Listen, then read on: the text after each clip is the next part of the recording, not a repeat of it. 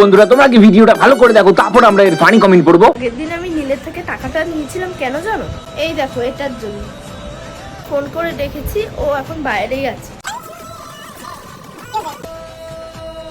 Senco golden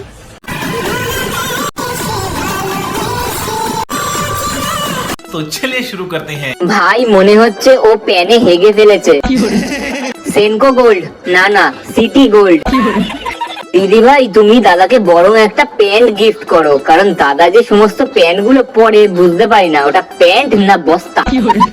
তোগো কত টাকা, গরিবদের একটু তো দিতে পারিস, এসব সিটি গোল্ড না কিনে।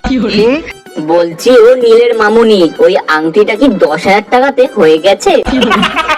আহা সোনা গো আমার, মনে হচ্ছে কিছুই জানে না। আর এই মাক্স মামুনি বুক দেখাবে কিন্তু মুখ দেখাবে না, অসহ্য একবারে। আগে সব সিটি গোল্ড ছিল, এখন যেগুলো দিচ্ছে সেগুলো সেনকো গোল্ড। যে টাকা দিল তার টাকা দিয়েই তাকেই গিফট দিল।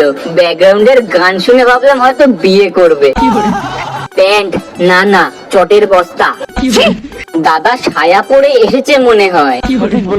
আমার মনে হচ্ছে নীলের কোষ্ঠকাঠিন্য আছে, তাই এমন হাঁটে। ন্যাকা কিছু জানে না, সোশ্যাল মিডিয়ায় যত ভিউজ লাইক কামানোর ধান্দা।